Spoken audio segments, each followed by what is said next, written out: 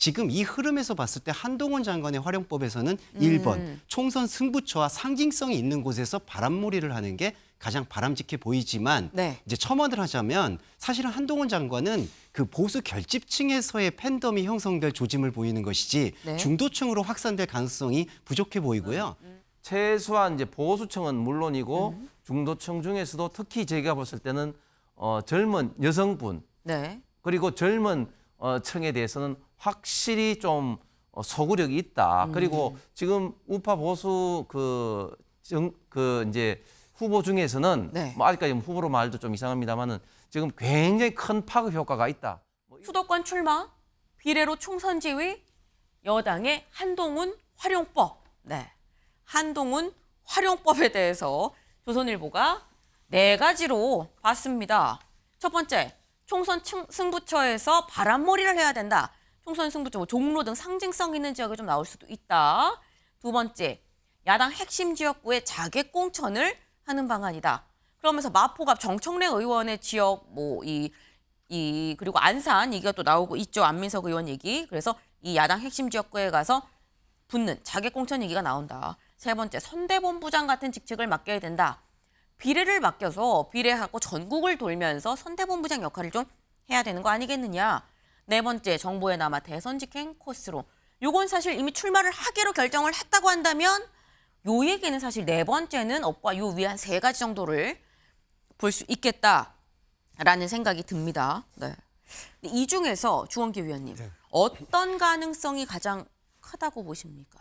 가능성을 지금까지 한동훈 장관의 행보하고 유추해 봤을 때 네. 일단은 원했던 거는 4번이었지만 이미 이제 4번은 어떻게 보면은 이제 삭제가 되는 것 같고요. 네. 그 다음 부분에서는 3번의 부분도 얘기가 많았었습니다. 선대본부장, 선대위원장. 하지만 한동훈은 개인 장관의 개인 플레이에 의존하는 워딩을 지금까지 보였어요. 누군가를 도와줄 만한 이미지라고 보기에는 좀 어렵습니다. 자, 그런 의미에서는 2번과 1번인데 2번 같은 경우에는 오히려 야권의 상대방을 몸값을 올려줄 수가 있습니다. 만약에 예를 들어서 마포 같은 곳에 정청래 의원과 붙게 될 때 네. 그게 어떻게 보면 대항마처럼 보이는 어떤 무게감으로 자신이 하향 평준화가 될 수도 있고요. 네. 설령 만약에 낙선하게 되면 그 치명타가 있을 수 있기 때문에 네. 지금 이 흐름에서 봤을 때 한동훈 장관의 활용법에서는 1번 총선 승부처와 상징성이 있는 곳에서 바람몰이를 하는 게 가장 바람직해 보이지만 네. 이제 첨언을 하자면 사실은 한동훈 장관은 그 보수 결집층에서의 팬덤이 형성될 조짐을 보이는 것이지 네. 중도층으로 확산될 가능성이 부족해 보이고요. 그리고 또 한 변수로 저희가 다룰 텐데 이준석 신당과의 제로섬 껴임이 있을 수도 있습니다. 그러면 이건 결국 보수의 약간의 하향으로 내려갈 수도 있다. 그렇게 진단합니다. 따지자면 첫 번째 총선 승부처에서 바람몰이를 하는 방향이 될 수 있는데 중요한 건 한동훈 장관이 중도 확장은 되지 않을 것이다. 라는 점을 좀 말씀을 주셨어요. 홍석준 의원님 어떻게 보십니까? 예, 주홍규 의원의 이제 그 말씀에 이제 동의하는 면도 있고 안 하는 면도 있는데 예를 들면 이제 자기 공천은 이미 한동훈 장관은 장군 중에서 대장군급이 됐습니다. 몸 체급이 커졌다. 네, 근데 자객으로 나간다는 건 우스운 거죠. 지금 정청래 의원이나 안민석 의원 같은 이런 어떤 하고 이제 의원들하고 부터 이제 급은 벌써 이제 지난 어떤 그런 어떤 분인데 저희가 굳이 이제 자객으로 쓸 필요가 전혀 없는 거죠. 그래서 결국 이제 상징성 있는 지역도 맡으면서 좀 더 네. 바람몰이를 하는 네. 그런 역할을 조금 해야 될 것 같고 그다음에 지금 한동훈 장관의 저도 이제 인기를 뭐 어느 정도는 알고 있었는데 예를 들면 제 지역구에 네. 정치에 전혀 관심 없는 여성분들이 젊은 여성분들이 사인 좀 받아달라. 저 그 사인 받아줬어요. 대구시잖아요, 또. 예. 네. 근데 이제 그분들이 젊은 여성분들이라는 게 중요한 거죠. 그다음에 또 제가 이제 한동훈 장관 관련돼서 제가 이제 제 유튜브에서 이야기를 하면 제 유튜브가 굉장히 좀 미미한 유튜브라서 보통 조회수가 수백 정도 오는데 네. 한동훈 장관 언급하면 수만이 되는 거예요, 조회수가. 그런 면에서 봤을 때 굉장히 영향이 있구나 하는데 이번에 이제 동대구역이나 이런 데서 우리 김성은 의원은 뭐 행사 식을 했다 하는 행사식이 아니죠. 그냥 사람이 몰려와서 사인을 한 건데 이제 그런 것을 봤을 때는 최소한 이제 보수층은 물론이고 중도층 중에서도 특히 제가 봤을 때는 젊은 여성분 네. 그리고 젊은 층에 대해서는 확실히 좀 소구력이 있다. 그리고 지금 우파 보수 이제 후보 중에서는 네. 뭐 아직까지 후보로 말도 좀 이상합니다만은 지금 굉장히 큰 파급 효과가 있다. 뭐 이런 것은 지금 확실한 것 같습니다. 그 중도 확장성도 충분하다라는 취지로 지금 말씀을 주신 것 같아요.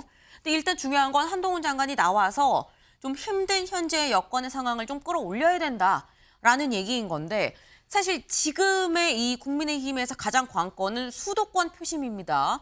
강서부선 참패하고 수도권의 이 중산층, 이 중도 마음을 어떻게 갖고 갈 것이냐가 사실 관건인 측면이 있는데 김광삼 변호사님.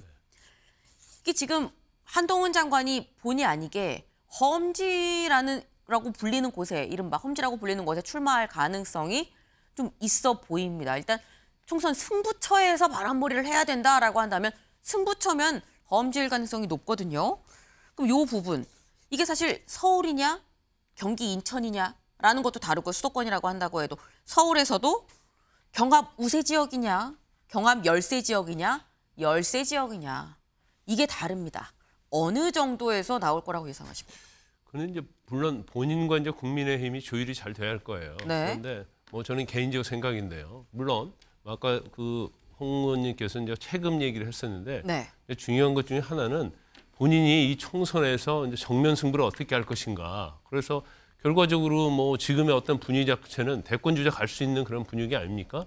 그런데 총선에서 일단 본인이 뭐 선대위원장이 됐건 뭐가 됐든 뛰었는데 네. 결과가 안 좋았다. 그러면 본인에게도 정치적으로 치명적일 거예요. 그래서 아마 뭐 여러 가지 선택지가 있지만 네. 뭐 제가 개인적으로 볼 때는 이제 험지 출마를 해서 거기서 정면 승부하는 것도 괜찮아요. 물론 그 자체 그러면 험지 출마하면 거기에만 신경 쓰이라고 다른 선거구에 신경 쓰지 않지 않느냐 네. 그런 얘기를 할 수 있는데 험지 출마를 하게 되면 거기서 스포트라이트를 엄청 받을 거예요.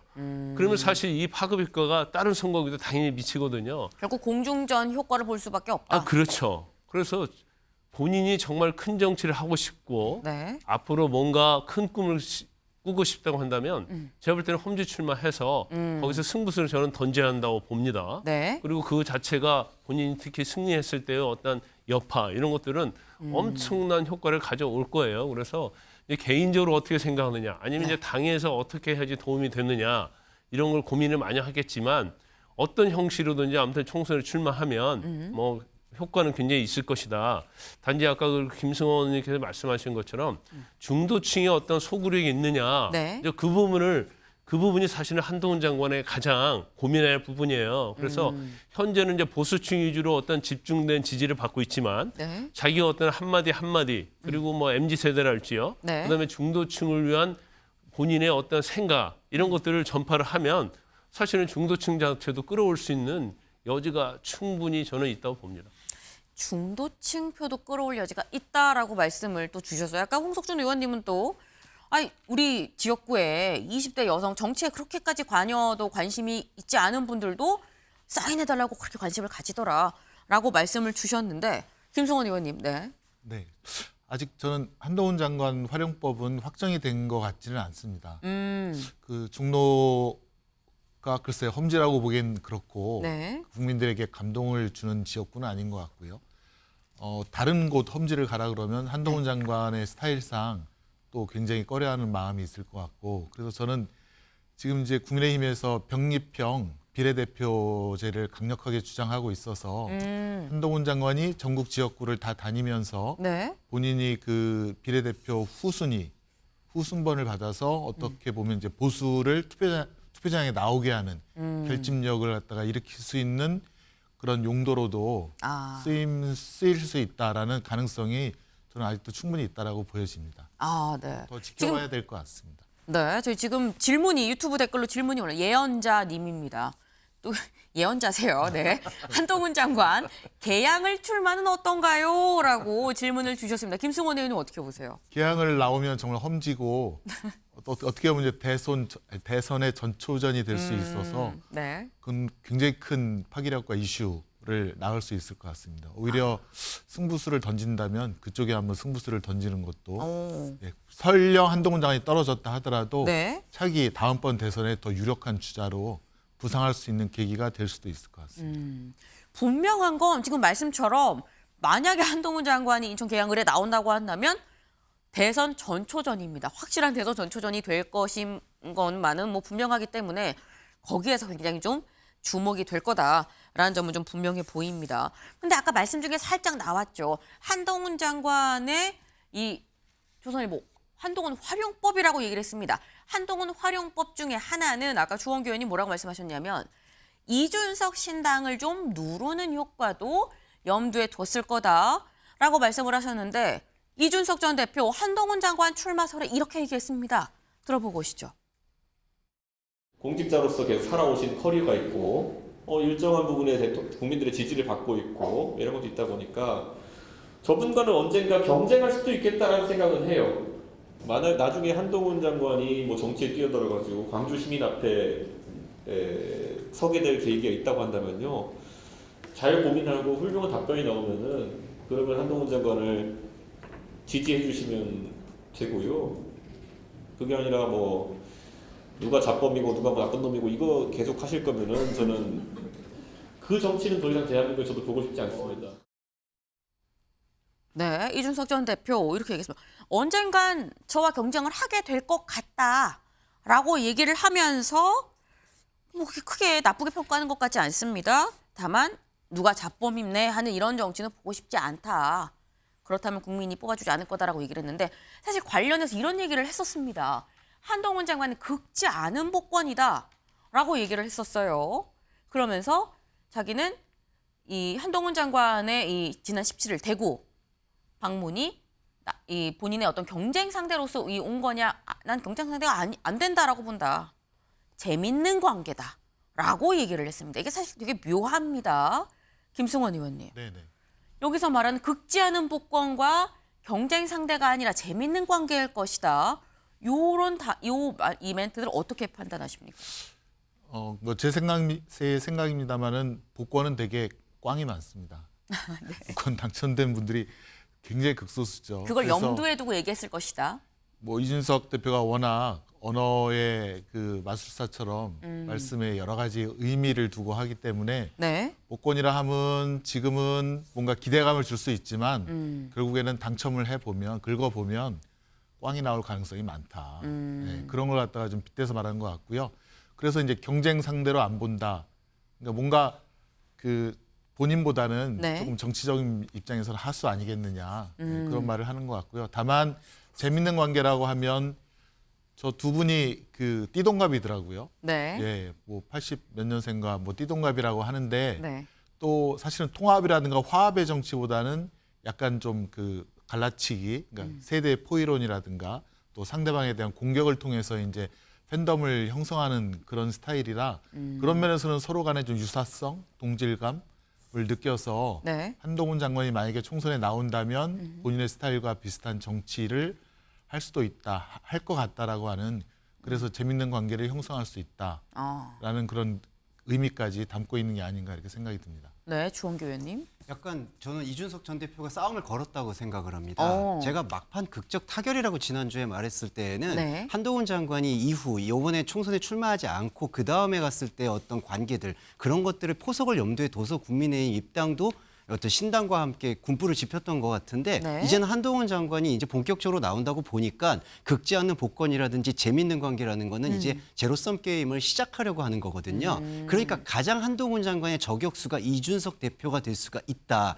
이게 가능성이 높습니다. 왜냐하면 아까도 잡범이나 잡을 거면 그런 워딩은 보고 싶지 않다라고 얘기했을 때 네. 한동훈 장관이 전면전으로 부각했을 때 어떻게 보면 더불어민주당보다도 이준석 전 대표의 입이 더 무섭게 작용할 수 있다. 이렇게 생각합니다. 지금 이준석 전 대표가 도전을 건 거다라고 말씀하셨습니다. 그러면서 제로섬 게임이 될 거다라고 말씀하셨는데 홍석준 의원님 네. 어떻게 보십니까? 이준석 한동훈 제로섬 게임이다라는 표현에 대해서. 이제 결국 이제 제로섬 게임이 되느냐 아니면 이제 시너지 효과가 뭐 날 수 있느냐 뭐 네. 이런 것도 결국은 이제 앞으로의 여러 가지 어떤 정치적 상황과 이제 맞물려서 이제 결정이 이제 될 것 같은데 네. 사실은 이준석 대표가 이제 걸지 않은 어떤 복권이라 말하는 것은 이준석 대표 입장에서는 한동훈 장관이 정치적으로서는 뭐 아무것도 보여준 것이 없다. 뭐 그런 어떤 입장에서 이야기를 했지만 그러나 이미 그 법무부 장관으로서는 이제 법무행정과 여러 가지 면을 이미 훌륭하게 보여준 면도 사실 많죠. 그래서 정치라는 것은 정치적 꼭 영역에 들어와서 평가를 받는 것이 아니라 정치적 영역에 들어오기 전에 어떤 일을 가지고 평가를 받거든요. 네. 이재명 대표도 이렇게 큰 것도 결국은 성남시장이라든지 경기도지사 하면서 평가 때문에 진보 진영에서 받았지 않습니까? 네. 윤석열 대통령도 결국은 검찰총장으로서 그 평가 때문에 정치적인 어떤 걸 받았습니다. 그렇기 때문에 정치적 영역에서 평가를 받은 것이 없다고 해서 그게 제가 볼 때는 평가 절하할 것은 아니고 그리고 이제 자법 말씀을 했는데 뭐 그 이재명 그 수사를 관련해서 한 것 같은데 이재명 대표 어떤 수사를 두고 뭐 자법이라 하지 않고 뭐 정치법은 할 수는 없는 상황이니까 네. 뭐 그걸 또 법무장관으로서 하는 것은 저는 지극히 당연한 말이라고 이제 싶고 결국은 민주당도 그렇고 이준석 대표도 그렇고 사실은 한동훈 장관의 어떤 파괴력에 대해서 굉장히 제가 볼 때는 좀 두려움을 좀 많이 느끼고 있다. 그래서 지금부터 벌써 출마 선언하기도 전에 뭐 이런저런 견제구성 멘트를 날리고 있다고 봅니다. 아, 견제구성 멘트다라는 말씀을 주셨습니다.